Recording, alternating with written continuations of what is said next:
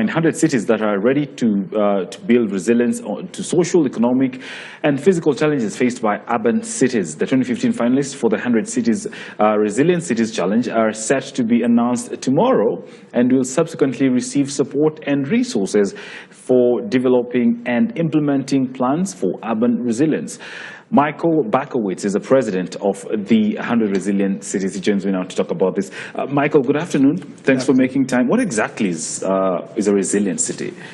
So when we talk about resilience, we talk about resilience both in terms of sudden events, things like flooding, terrorism, storms, earthquakes, right, but also in terms of slow burn, chronic stresses, things like long-term food, water, and energy shortage, right.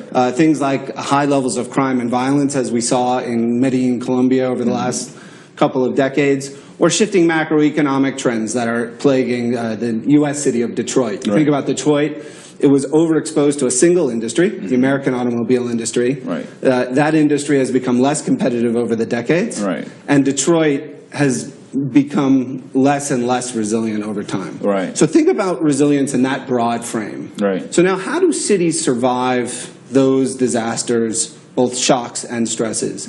Well, they have good emergency response and public health, of course. Right. But they have cohesive communities where neighbors check on neighbors, where they have strong institutions where people know each other. Right. They have good infrastructure, both built environment but also the natural environment. Right. And they have integrated leadership with strong stakeholders at the table and long-term So this is not synonymous to a developed city, because one would assume that a city that is more developed or is wealthier than the other would obviously make it to the list. No, I think so. Developed cities obviously often have better infrastructure, but developing cities sometimes have much stronger communities. You have much stronger family structures. You have much stronger neighborhood institutions. Not always.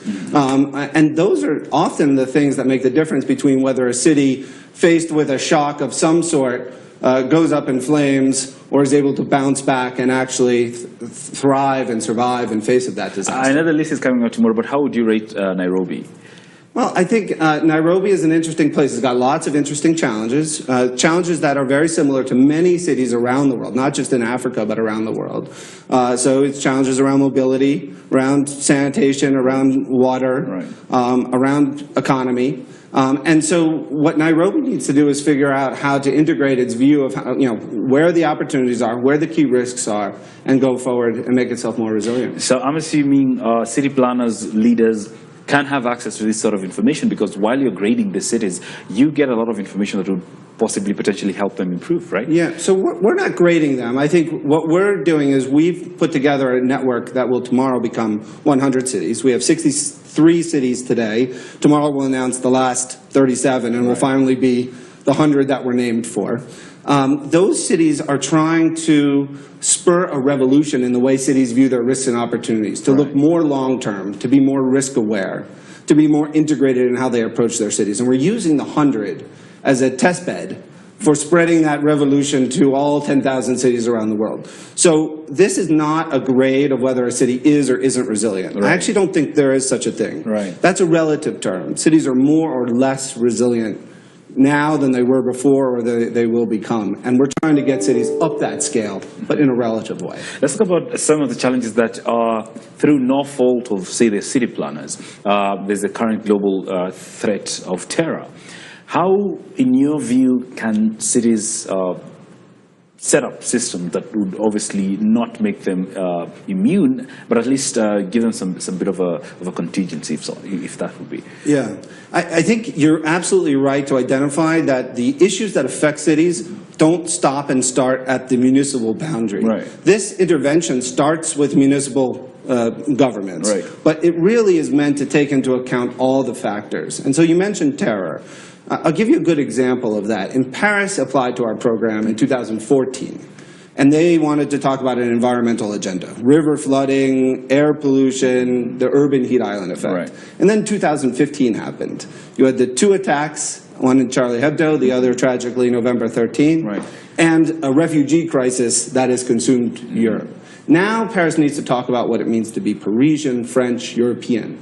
And what resilience thinking tries to do, and what we've been working with Paris to do, is how do you think about the environmental agenda as well as the integration agenda? Right. Paris is ringed by suburbs of the new immigrants because the city center has very low density. There's not good transportation, there's not good integration. How can Paris, when it thinks about lowering its carbon footprint and meeting the commitments to COP21, also think about integrating its new citizens? Right. That's what resilience thinking does. And that's the way cities become stronger, more livable, more sustainable, more resilient in the 21st century.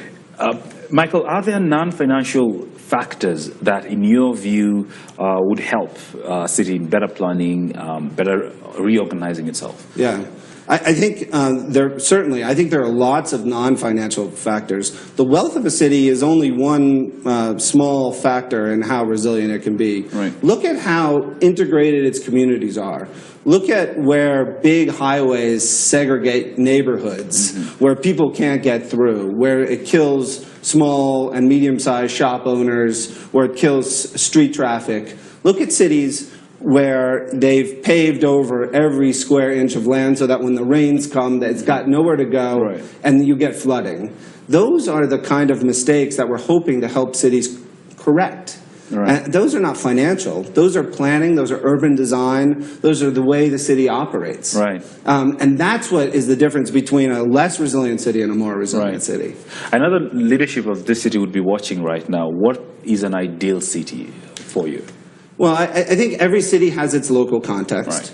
But every city can learn from one another. That's the power of the 100 network, is that you're really learning from other cities. There are so many cities that have gone through recent cases of flooding that are trying to solve the water issue. I just came from Rotterdam, where the Dutch are one of the great leaders in how to deal with water. And 20 or 30 years ago, the Dutch realized that they can't just try to keep water out.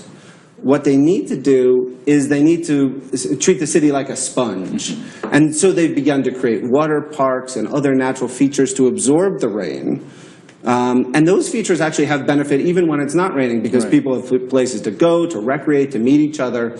And that's the kind of thing that I think Nairobi will be smart to look at as they think about handling flooding in the future. All right. Let's put a pause there, but speak to Michael Bako. It's about